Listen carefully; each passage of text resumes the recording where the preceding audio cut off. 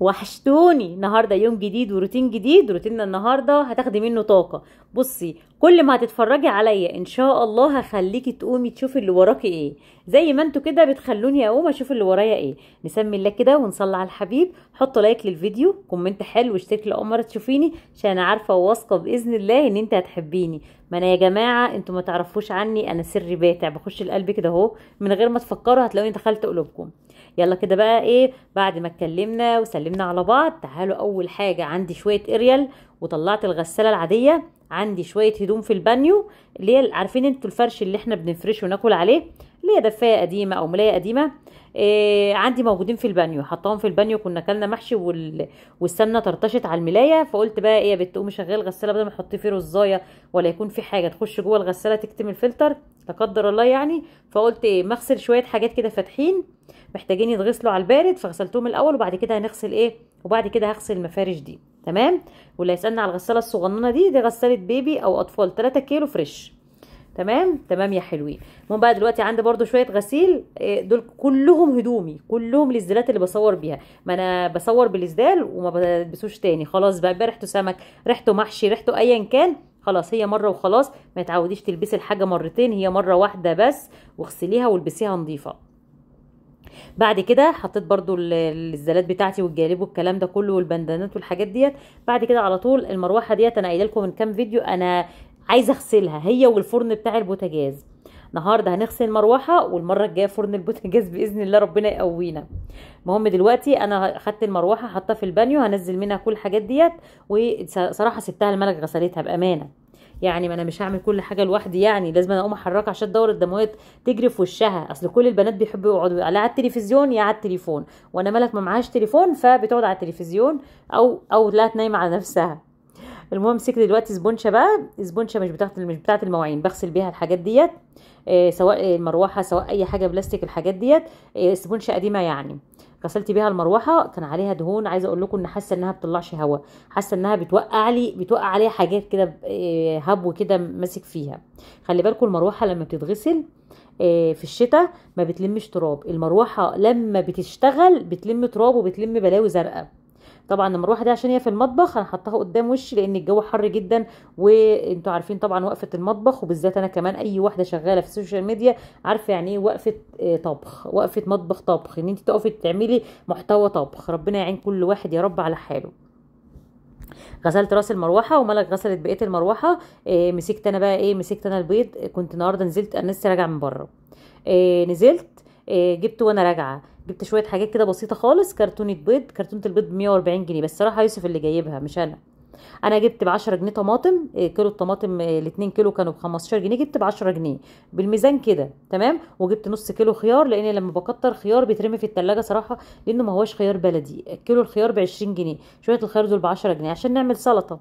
وجبت بتنجان برضو، البتنجان دوت الكيلو وربع ب 10، الكيلو وربع ب 10 التخين ده هنقليه. والرفيع دوت عندي شويه رز محشي، جبت كيلو ب 12 جنيه، الشويه دول ب 15 جنيه، يعني كيلو طابب.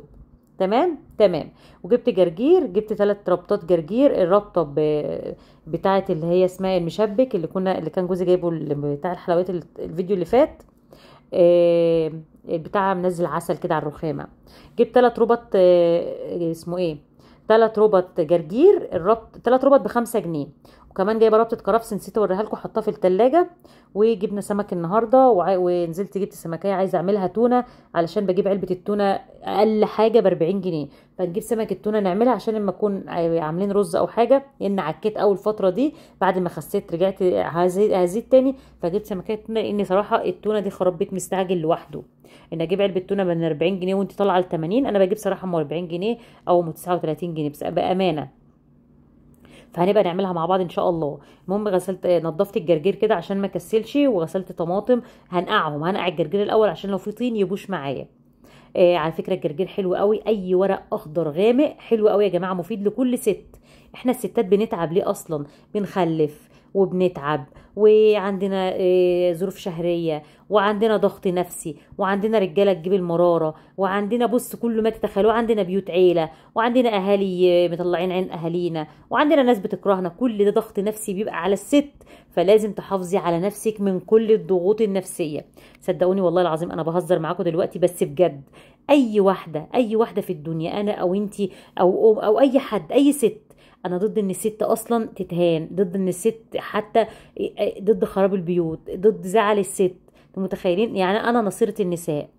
اي ست عندها حاجه تزعلها، نصيحة مني لوجه الله، محدش هينفعك لو جرالك حاجة، محدش هيسأل عنك، محدش هيرفع عليك سماعة التليفون، محدش هيقولك انت عايزة ايه، طالما انت اتعودتي يبقى عندك ضغط نفسي وتجري ورا ده وتجري ورا ده وتشيلي ده وتحملي هم ده، ويا ترى ده كل ولا ما كلش، ويا ترى ده محتاج فلوس ولا مش محتاج، ويا ترى اختي مش لاقية ولا عايزة. صدقيني كل اللي بتجري وراهم قسما بالله اول ايد هتترفع وتتمد تديكي بالقلم على وشك. انتوا متخيلين؟ اول ايد هتضربك بالقلم هي الايد اللي انت هتتمدلها، اللي هتمدلها ايدك، هي التعبان اللي فتحت له باب شقتك وقلت له ادخل خش نام في سريري واتغطى بالحافي وكل من طبقي وافتح تلاجتي واقعد مع اهل بيتي واقعد مع جوزي، سواء اختك او صاحبتك اي حد في الدنيا. صدقوني والله العظيم ضربة القلم ما بتجيش الا من اعز الناس ليكي. حافظي على نفسك قوي، ما تفتحوش بيوتكم لحد، ما تسمحيش واحده صاحبتك تكلم جوزك ابدا، ما تثقيش في حد، ما تثقيش في حد، بيتك يتقفل. صدقوني والله مش وحاشه، بس الزمن اللي احنا فيه ممكن واحده تخش عندك تستكتر عليكي النعم. حتى عارفين ان مجرد ان جوزك يقول لك اتفضلي، في ناس بتقول لك ده جوزها بيقول لها اتفضلي، ان جوزك يقول لك كتر خيرك، ده جوزها بيقول لها كتر خيرك. تقوم واحده بقى ضميرها مش صاحي، احيانا بيبقوا متجوزين خلي بالكم، ويبقوا عايزين يخربوا بيت واحده صاحبتهم او واحده يعرفوها، وبيقوموا خاربين بيتها عادي ويكلموا جوازهم. فخلي بالكم قوي يا جماعه من الموضوع دوت، لان الموضوع ده بقى منتشر جدا. خراب البيوت بقى عادي، ان الواحده تكلم واحد عادي مفيش مشكله، حتى لو متجوزه مش عاجبها جوزها بتروح تروح تكلم واحد، ولو عجبها ممكن تطلق من جوزها عشان تتجوزه وتخرب بيته وتطلقه من مراته. انتوا متخيلين اصلا اللفه عامله ازاي؟ خلي بالكم الحوارات ديت انا بتجيلي على الخاص كتير، فعشان كده انا بتكلم معاكم فيها. عشان كده ما تلاقونيش لا بروح عند حد ولا باجي عند حد، اخري ممكن اقعد مع مرات خالي بس، ما كنتش عامله صداقات كتير. صداقاتي بره صاحبي وصاحبك على القهوه زي ما بيقولوا، فصاحبتي على النادي، صاحبتي قالوا السلام عليكم مره في التليفون كده وخلاص. ما تعرفيش حد عنك حاجه، اسمعي اكتر ما تدي. اسمعي من صاحبتك او من اي حد اكتر ما تدي. في صحاب جدعان وفي ناس جدعان، بس النفوس اماره بالسوء، النفس اماره بالسوء، ده ربنا اللي قال كده. فخلي بالكم قوي ان في ناس بتستكتر النعمه عليكي، بس ممكن تبان بعد يوم 2 3 4 10 سنه 10 سنين 20 سنه. الاخوات نفسهم بيتغيروا على بعض يا جماعه، وبيستكتروا الهوى على بعض. ربنا يرحمنا. واي واحده متضايقه خدي امل من الحياه، اقفلي على بابك على نفسك، داري على شمعتك، ما تحكيش كل حاجه للناس. قولي الحاجه او افتحي الباب على حاجتك، او عايزه تقولي بعد ما تخلصي كل حاجه، لان صدقوني العجل ما بيقعش في طيس الا لما حد يبص له. صدقوني والله العظيم ده يعني تعبير مجازي، تعبير مجازي، ان العجل فعلا لما بيقع ما بيقعش الا لو حد بص له. زي الارانب، بيقول لك داري على ارانبك انا الارانب يعني. مش بقول لكم انا ما بعرفش اكمل الموضوع جد. استغفر الله العظيم. المهم يا جماعه انا عملت شويه دقه سمك، وانا عملت معاكم السمك المشوي كتير جدا، فعشان كده قلت اتكلم معاكم لان كنتوا وحشتوني قوي قوي قوي قوي. وشويت السمك النهارده في الفرن الغاز، لان ما فاتش شويته على البوتاجاز. جوزي قال لي لا بشويه في الفرن اسهل، بس صراحه الانبوبه قربت تخلص فما خدش اللون الحلو اللي انا عايزاه، وقعد اكتر من 5 دقايق او 10 دقايق زياده. متخيلين؟ خلي بالكم السمكه لما تقعد اكتر من وقتها في الفرن تجلد معاكي، تنشف، تنز ميتها. تمام. انا طبعا سقيته في الصاج، بس الحمد لله السمكه استوت وكل حاجه. بس زعلت اول ما فتحتش بطنها، بقى لي مرتين دلوقتي الراجل اللي بجيب من عنده السمك البطن بتاعته مش سمينه، بطنه مش حلوه، فهغيره. هجيب من عند الراجل اللي انا نزلت لكم الفيديو على يوميات رشروشه، سمكه كان تحفه وبطنه كانت حلوه قوي قوي ونضيفه ومليانه دهن وبطاريخ كمان. وكان لحمه ابيض وزي الفل، فهجيب منه المره الجايه. المهم بقول لكم شفتوا السمكه طريه وكل حاجه، بس عشان الفرن كان الانبوبه بتخلص تحس ان القشره جلدت شويه، المفروض تاخد اللون اللي هو ايه الحلو. وقبل ما بحط السمكه في الصاجه برشها بالرده عشان ما تلزقش معايا. الرده دي عامله زي رشه الدقيق، ما تعملش معايا، ما يلزقش معايا. تمام. دلوقتي ادي السمك شايفين، حاساه كان بايت عندهم، حاسه ان السمكه دي طالما العظمه لازقه في اللحم كده يبقى السمكه دي تاني مره اجيب السمك. انا هقول لهم على فكره لما اروح عندهم تاني هقول لهم ما بعرفش اسكت. ان السمكه بطنها مش نظيفه، وكمان بطنها ما فيهاش دهن وما فيهاش، مش نظيفه، ما عجبتنيش. واللحم عظمه معلم فيه، السمكه دي بايته ما عجبتنيش خالص. المهم خلاص كده كلنا، وعملت شويه رز وعملت سلطه بالجرجير والطماطم والخيار اللي احنا جايبينه. وبعد كده مسكت بقى الصاجه ديت. الصاجه دي انا كنت جايباها تقريبا بقى لها اكتر من 6 7 سنين عندي، كنت جايباها ب 30 جنيه من السوق. حلوه قوي، بتحط في الفرن كده، السمكه تتحط مره واحده بس، اهم حاجه السمك يخش على، يكون الصاجه دي ولعه، تكوني مسخناها عشان اول ما السمكه تخش على طول تاخد لون، تبقى طريه من جوه واخده اللون من بره. ده معروف عن كل الحاجات اللي فيها لحوم، لانك انت لو دخلت الحاجه على بارده، ونصيحه مني ما تحطيش السمكه وتقولي اشويها تحت الشوايه، هتاخد وقت معاكي اطول. لا، اشويها تحت على النار على طول، واللي بيها يمين وشمال، ما تحطهاليش تحت الشوايه. الشوايه بتدي لون بس هتاخد وقت عشان الدم اللي جوه ينشف ويستوي وتبقى السمكه مستويه، فشويها من تحت.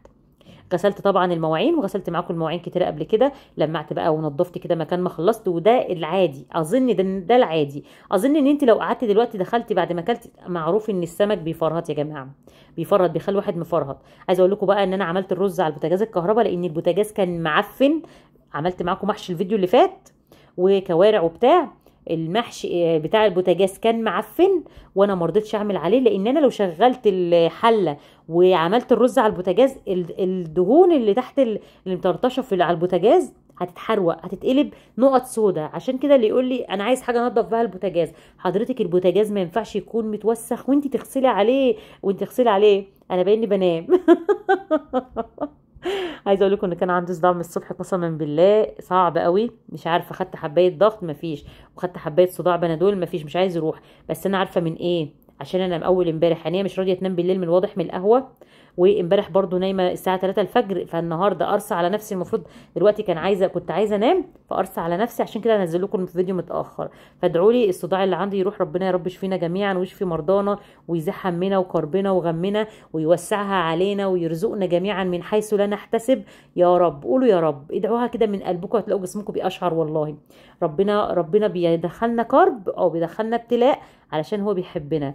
ربنا لما بيفتحها على حد ظالم صدقوني بيمهلوا قوي قوي قوي. فانت لو عندك كرب او عندك هم او غم او تعبانه او عندك اي مشكله انت خارجه عن ارادتك انت ومش مالكيش اراده فيها، اعرفي ان ربنا اذا احب عبدا ابتلاه. عايزه بقى اشتكي لكم من سليم دلوقتي. سليم دلوقتي قال لي بلبوس.